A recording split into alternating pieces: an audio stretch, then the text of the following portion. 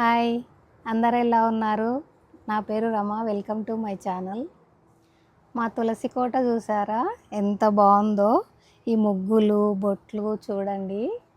ఇది నేను ఎక్కడ కొన్నాను, ఎలా పెయింట్ ఏసాను, ఎలా ముగ్గులేసాను, దేనితో ఏసాను అంతా నా ఫుల్ వీడియో ఉంది చూడండి. సో, ఈ తులసి ప్లాంట్ డీఐవై చేయడానికి మనకి ఫస్ట్ ఒక పాట్ కావాలి. ఈ పాట్ మేము లోస్‌లో కొన్నాము. దీన్ని కాంక్రీట్ ప్లాంటర్ అంటారు. దీని లింక్ నేను కింద డిస్క్రిప్షన్‌లో ప్రొవైడ్ చేస్తాను. ఎవరికైనా ఇంట్రెస్ట్ ఉంటే పర్చేస్ చేయండి. ఈ కాంక్రీట్ ప్లాంటర్‌ని మేము 2 ఇయర్స్ బ్యాకే పర్చేస్ చేశాము. ఆల్రెడీ తులసి పాట్ డీఐవై చేశాము. బట్ ఇన్ కేస్ మీరు కొత్తగా కొనేవాళ్ళైతే లైక్ కొత్తగా ఈ ప్లాంటర్ కొని డీఐవై చేసేవాళ్ళైతే ఇదే step by step process. So, first planter purchase చేసిన తర్వాత నెక్స్ట్ స్టెప్ పెయింట్ పర్చేస్ చేయాలి. సో, నేనైతే ఎక్స్‌టీరియర్ పెయింట్ పర్చేస్ చేశాను. ఎందుకంటే ఈ ప్లాంటర్ ఎప్పుడు బయటే ఉంటుంది most of the times. So, exterior paint అయితే మనకి రెయిన్ పడినా ఆర్ ఎనీథింగ్ దేనివల్ల అంత తొందరగా పోదు.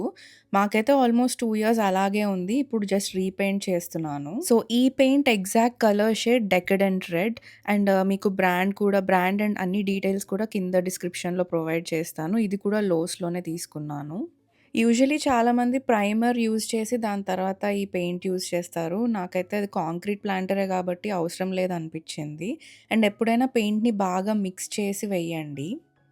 అండ్ ఇది మా సెకండ్ టైమ్ కోటింగే కాబట్టి శాండింగ్ ఏం చేయట్లేదు. But in case 2-3 times coating అయిన తర్వాతయితే శాండింగ్ చేసి, ఆ తర్వాత పెయింట్ ఎయడము చాలా ఇంపార్టెంట్. లేకపోతే పెయింట్ ఉండదు. అండ్ ఫస్ట్ టైమ్ ప్లాంటర్ తీసుకొచ్చి పెయింట్ ఏసే వాళ్ళకైతే మినిమమ్ 2 కోట్స్ పడుతుంది. నేను ఆల్రెడీ ఉన్న పెయింట్ మీద ఏస్తున్నాను కాబట్టి నాకు సింగిల్ కోట్ సరిపోయింది. సో, ఇలా పెయింట్ మొత్తము ప్లాంటర్‌కి వేసేసిన తర్వాత అండ్ లోపల సైడ్ కూడా నేను ఒక హాఫ్ వరకు ఏసాను ప్లాంటర్‌లో. అలా మొత్తం వేసేసిన తర్వాత ఇంకా నెక్స్ట్ పెన్సిల్‌తో మేము ముగ్గులు గీసుకున్నాం దీని పైన. అండ్ ఈ రంగోలీ డిజైన్స్ చూజ్ చేసుకునేటప్పుడు కూడా చాలా బిగ్ సైజ్‌వి అసలు చూజ్ చేసుకోవద్దు. కొంచెం చిన్నవే చూజ్ చేసుకోండి. బికాజ్ బిగ్ సైజ్ అయితే మనము తిగ్గా వేయలేము. తిగ్గా వేస్తేనే దీని పైన చాలా బావుంటుంది చూడ్డానికి. సో, నేను ఫస్ట్ ఈ రంగోలీస్ అన్నీ పెయింట్ బ్రష్‌తో వేద్దామనుకున్నాను వైట్ పెయింట్‌తో. బట్ నాకు చాలా కష్టం అనిపిచ్చింది.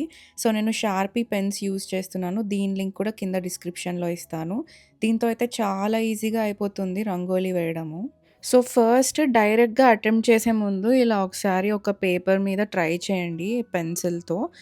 నేనైతే 2 సైడ్స్ ఇలా దియా రంగోలీ వేద్దామనుకున్నాను చూడ్డానికి బావుంటుందని.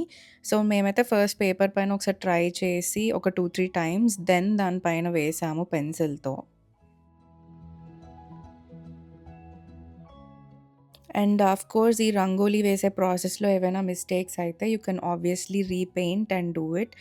బట్ ఫస్ట్ టైమే కొంచెం జాగ్రత్తగా ఆల్రెడీ ఒకసారి ప్రాక్టీస్ చేసి వేస్తే చాలా బెటర్.